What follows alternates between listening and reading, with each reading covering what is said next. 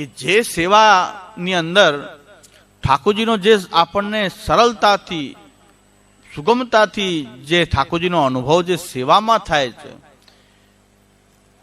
એ બહુ દુર્લભ છે, અન્યત્ર થઈ શકે નહીં. પણ આ સેવા એવું સાધન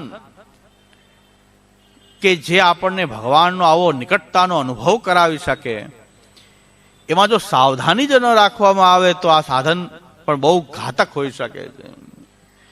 જેમ કે પ્લેન જે છે આપણને 25-30 કલાકની મુસાફરી 1 કલાકમાં કરાવી દે, પોણી કલાકમાં કરાવી દે, પણ એનો જો બરાબર આપણને આવડતું ન હોય ને આપણે પણ એ કાર ચલાવી તો પ્લેન ચલાવવામાં શું વાંધો, જેમ આપણે સીટ ઉપર બેસી જઈએ અને પછી જે એમ જો ભયંકર જો એમાં જો એક્સિડન્ટ થાય એમાં એટલું બધું ભયંકર હોય, ખતરનાક હોય કે એમાં કંઈ ઓર્થોપેડિક ડૉક્ટરની જરૂર ન પડે.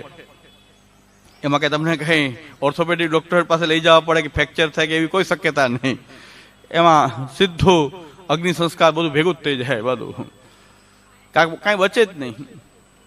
એટલે સેવાનો જો સુંદર રીતે ઉપયોગ કરીએ તો આ પ્લેનની જેમ સહજતાથી આપણે નિત્યલીલામાં જીવતા થઈ જઈએ. અને જો એક્સિડન્ટ થઈ ગયું, જે એટલું ભયંકર એક્સિડન્ટ હોય છે કે જ્યાં બધા કાલ પ્રવાહની અંદર ગ્રસિત થઈ, અને એના માટે એક ચેતવણી શ્રી મહાપ્રભુજીએ આપણને આપી છે. ભક્તિ ભાવે તું તીરસ્તો યથા દુષ્ટેહી સ્વકર્મ ભીહી અન્યથા ભાવમાં આપણને તસ્માત સ્થાનાચ નશ્યથી. આ સેવાનો યોગ્ય ઉપયોગ નહીં ખરો અને કંઈક મનઘડત પ્રકારથી તમે કોઈ સેવા કરશો, અસમર્પિત થશો સેવામાં.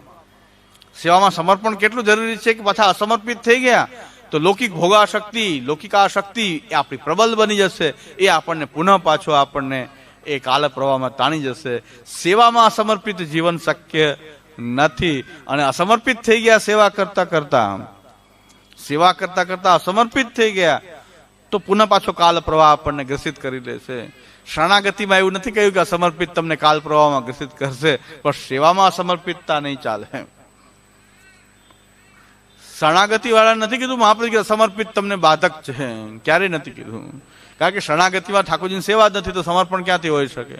એ તો ખાલી પ્રભુનું શરણ સ્વીકારી રહ્યા છે. વિવેક, ધૈર્ય, આશ્રય. મહાપ્રભુ એમને કહે છે કે તમારી મર્યાદા કેટલી છે? તમારી મર્યાદા શું છે? કે તમારે વિવેક, ધૈર્ય, આશ્રયનું સતત રક્ષણ કરવું. બસ શરણ માર્ગમાં તો વિવેક, ધૈર્ય અને આશ્રયનું સતત રક્ષણ કરવું એ શરણ માર્ગ છે. એ પણ દુર્લભ થઈ ગયો છે. આપણામાં કોઈ વિવેક, કોઈ ધૈર્ય, આપણને લાગે છે કે અમે સમર્પિત છીએ, સેવા કરનારા છીએ, પણ વિવેક, ધૈર્ય, આશ્રય પેલું પગથિયું આપણું કાચું ને કાચું રહે છે. ઘણાને મેં એવા જોયા છે કે બહુ મોટી ડિગ્રી લઈ લે, એન્જિનિયર થઈ ગયા હોય, પછી એને પૂછો ને કે હા કલમ ખડીઓ બોલો તો નથી બોલી શકતા.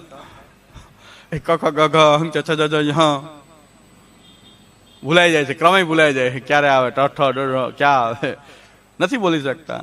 એબીસીડીમાં ગોટાળો થઈ જાય ઘણી વાર. કારણ કે આટલું બધું ભણી ગયા હવે એબીસીડીમાં કેમ ગોટાળો થવો જોઈએ, પણ એના ઉપર ધ્યાન ના આપ્યું કે ભાઈ એબીસીડીમાં ગોટાળા થવા માંડે. એવું નથી ન થાય, પ્રારંભિક વસ્તુને પણ ગોટાળા થવા માંડે. અત્યારે મને કોઈ એમ કે બે વિષયમાં ગ્રેજ્યુએશન કર્યું, બીકોમ, LLB થયો, અત્યારે કોઈ FY કોમર્સનો વિદ્યાર્થી મને કોઈ દાખલો આપવો બતાવવાનું કે તો હું ન કરી શકું. ફર્સ્ટ યર કોઈ સ્ટુડન્ટ હોય એમ કે આ તમે તો બીકોમ થઈ ગયા, વર્ષો થઈ ગયા, હવે એક એક્ઝામ્પલ તો આ સોલ્વ કરી દો. ના કરી શકે. મને તો કોન્ફિડન્સ તો નથી કે મને કંઈ આવડે. કદાચ ન જ આવડે, લગભગ 99% તો નહીં જ આવડે. 1% કદાચ લાગી જાય તો લાગી જાય. આટલું ભણી ગયા અને પાછું આ શું થયું? આપણા બધાને એવી દશા થઈ. સેવામાં તો બધી ખબર પડે, ક્યારે ગદ્દલ આવે, ક્યારે ગદ્દલ ન આવે, ક્યારે ઉતરે, ક્યારે એમ માસ્ટરીથી જવાબ આપે. પણ વિવેક, ધૈર્ય, આશ્રય, વિવેક, ધૈર્ય, આશ્રય માં ગડબડ ગોટાળો થઈ જાય. આશ્રય પણ ન હોય અને વિવેક, ધૈર્યનો સવાલ આવતો હોય ત્યારે વિવેક પણ જળવાય નહીં, ધૈર્ય ન રહે. કોઈ એમ કહી દે કે દુઃખ આવી ગયું છે તો કેમ એમ દૂર થાય તો અન્યાશ્રય પણ કરી લઈએ, કોઈ માનતા પણ કરી લઈએ, ગિરિરાજજીની માનતા કરી લઈએ. સેવા કરી રહ્યા છીએ અને ગિરિરાજજીની માનતા કરો છો. હા શું થાય, દુઃખ આવ્યું છે તો શું કરવું, આ દુઃખ તો દૂર કરવું. તો આપણી આવી દશા થઈ ગઈ. જેમ આપણે ખૂબ ડિગ્રી લઈ લઈએ છીએ, પછી પ્રારંભિક વસ્તુ ભૂલી જતા હોઈએ ઘણી વખત, કે પ્રારંભિક વસ્તુનું જ્ઞાન નથી હોતું. એમાં આપણે સેવા કરનારા વિવેક ધૈર્યાશ્રયમાં આપણે ઘણી વખત બહુ કાચા હોઈએ છીએ, આશ્રય આપણો મજબૂત હોતો નથી. એટલે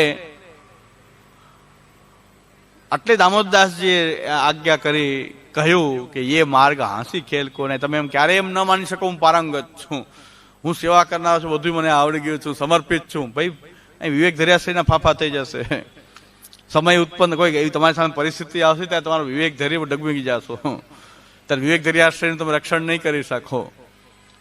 અને કોઈ શરણાગતિમાં ચાલતો હશે, એ વિવેક ધૈર્ય આશ્રય મજબૂત હશે ને તમે સેવા કરનારા કદાચ એની પાછળ હશો.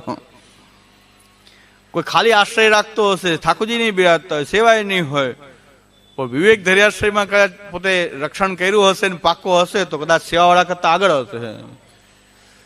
તો વિવેક ધૈર્ય આશ્રય પાયાની જરૂરિયાત આપણા માર્ગમાં કહી હતી, જે શરણાગતિનો.